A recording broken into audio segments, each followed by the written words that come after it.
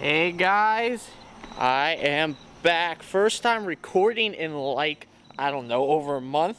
And we got a little present here.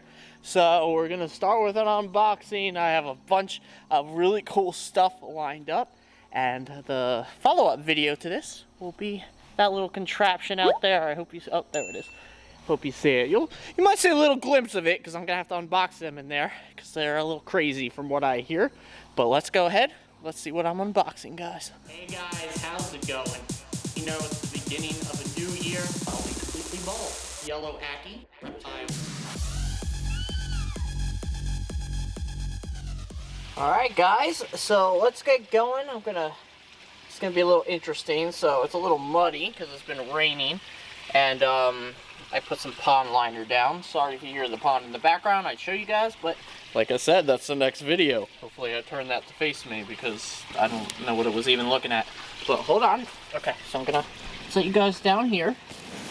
Let me just open a little bit of these. Now, these guys have been on hold for over a month now. Basically since, a little bit longer since I stopped making videos.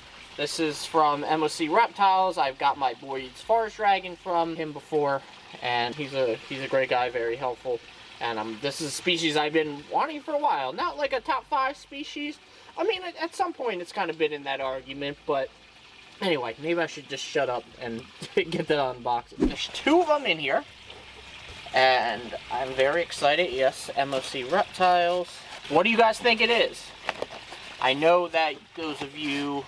Oh, I see one. I know those of you that, you know, our patrons have definitely, you know, I've revealed it to you guys. I've put pictures up and everything.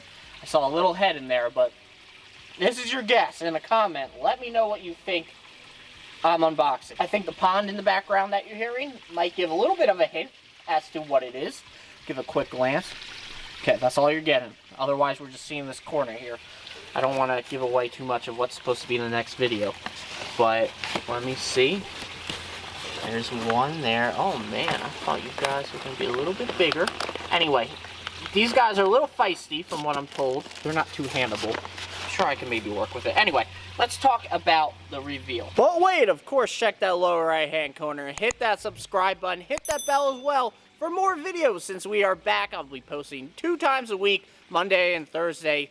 4 p.m. I think that was the time I posted. Man, it's been a while. So definitely subscribe. A lot more to come. A lot of cool videos to come because we're in a new place and there's just so much going on. All right, let's get to it. Here we are, guys. We got 2 Australian water dragons. Sorry for the glare. You will see them out in a second. But we have a pair here and I'm really looking forward to keeping these guys. And I'm hoping to breed them. That is exactly why I have an outdoor enclosure. They do much better outdoors.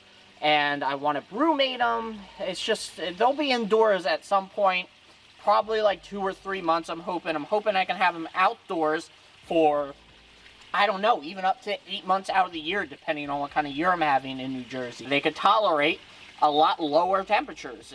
Even if, I mean, in Florida, if you have the rarity of hitting 30s, you know, some odd day you're having down there in your winter, they can tolerate that as long as the days are really warm. Now, here in New Jersey, I'm not going to go below when it consistently gets below 50 at night. Once it starts doing that, I'm going to bring them indoors into a grow tent, which I haven't set up yet. That's what I'm going to be getting on next. This is going to be my first experience with a grow tent. And I know a lot of you guys have been wanting me to have that experience, so that's coming up. But they'll be spending most of their time outdoors, probably at least 6 months. I'm hoping more outdoors. Then they'll be brumating for some time, and then the rest of that time that it's cold out and they're awake, they will be indoors in a grow tent. So most of their year will be, oh, I don't want to show you guys. I almost forgot. Most of the year will be almost out here. Now, I thought they were going to be a little bit bigger. The pictures did that to me. I mean, it should be fine. It should be totally fine. I really secured this enclosure, which I will discuss in another video. But let's stop talking here, guys, and let's see them, I don't know, come out a little bit. I'm trying to think of how I want to do this, because I don't want to spoil the enclosure, but I don't know. I might have to spoil a little bit. I mean, you already kind of saw a glance. Oh, whatever. We'll see what happens. We'll see what they do. I just know that they're going to kind of want to be all over the place. and I'm not probably going to try to handle them because I was warned that I would probably be nipped. So, not that it's going to be terrible. Anyway, I'm droning it on, guys. Let's take a closer look. Let's start off with the female, I guess, since she's closer to the inside of the enclosure than the male. So, let's open her up. And I don't have the door completely shut because I don't have a way to open it from the inside just yet. I actually was locked in here for almost an hour the other day because my girlfriend locked me in here. Now, like I said, these guys are not really typically bred that much or kept that much in the U.S. I mean, it's not as rare as my forest dragon, but they're not as popular here. And I see them more and more, though. So that's a great thing. I'm seeing them more and more year after year.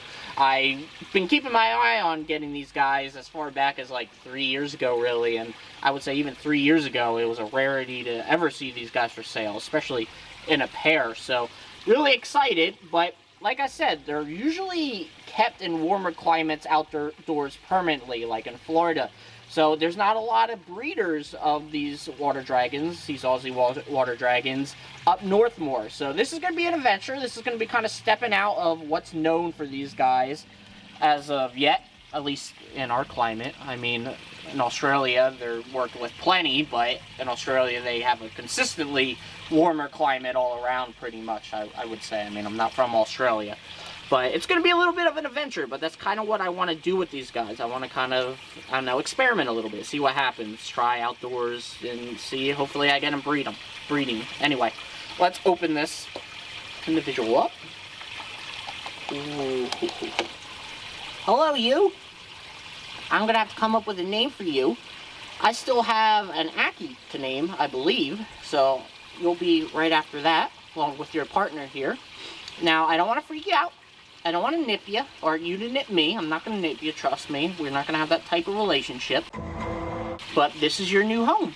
So if you want to come on out, feel free to. I'm not going to go pick you up. One of the things I love the most about Aussie water dragons, I'll zoom in a little bit here, is the war paint-like features they have on their cheeks. Like right there. There we go. Got my finger in the right place. I love that about Aussie water dragons. And I do love sort of the black down their back on the top near the spine. I really kind of like those greenish, I don't know, war-like colors almost, camouflage-ish. So that really is what attracted me to them in the first place. Let me zoom a little bit back out here. But are you gonna go do something? You gonna just chill? I was given the impression that you guys were a little crazy, so I don't know, maybe you're just kind of warming back up from, you know, your little box there. Let's move on to the male though, and we'll see if she wants to get moving while I open up the male. Okay, so the male is a little bit more crazy. I think he's gonna kind of dart out as I open this up because he's already pushing against it. The female's right over there, just gonna let her do her thing. But I just don't want him to run towards me or the female because I'm kind of blocking a little bit of a doorway that's open. But we'll see how this goes. Anyway, let's unbox the male now. Let's get you open. If I can find a way to get this up with one hand. Here we go. See, I told you the male's ready to get out. Alright, whenever you want to go. I also really like, now that I think I have a good view of it, a little bit of red, I don't know, almost like the sand of the Outback, the coloring, that red orangish there that they have on their tummies and kind of on the armpits. I really love those colors too. Alright guys, so are you going to come out? What are we going to do here? Because I would love to see you guys maybe have a little action or whatever you want to call it. Or are we just going to stare at me? Is that what we're going to both be doing? Is that this video? I guess so. I'll chime back in when I have them moving a little bit. So they're taking their grand old time, so I thought I might as well kind of talk about what I'm looking for in order to distinguish this species. Now, I've really gotten the hang lately with Akis distinguishing female and male and that type of stuff, but Aussie water dragons, you know, agamids in general, not my cup of tea just yet. I'm really getting into agamids lately, but anyway, what I'm looking for right now is I can tell that the male, which is right here, is a little bit darker than the female. So that's one kind of key in that I can kind of see here if I need to. But something I've been kind of trained for with Akis is looking at the heads.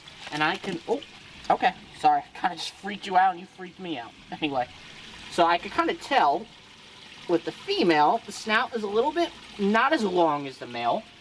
Maybe you can see that with the male over there. It's subtle, it's not super noticeable. And males usually, and reptiles in general, have a little bit bigger of a head overall. Now, I wouldn't say that's, again, super evident here. I could also notice sort of the war paint on the side of their, you know, cheeks, whatever, past their eye. That's a lot darker and more solid on the male here than the female here. So that's what I'm going to be going with probably for right now. Probably hit up Alex's agamids for some tips here. By the way, Alex wrote a nice piece on sail fins with, I believe her name is Casey. I'm sorry if I'm wrong. I'm kind of just blanking right here. But from Zion Hill Exotics, who's right by me. I hope to do a collab with her very, very soon, whenever that kind of works for her. We got some action here from the female.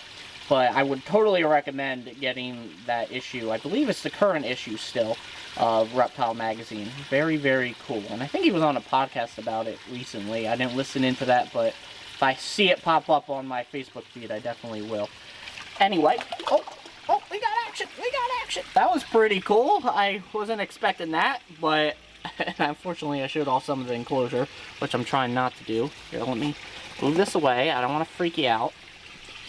But I'm going to stick this out of the enclosure. Hold on. Sorry, guys. Shaking the camera all around. I'm not going to stay in here too long because I do want to shut it.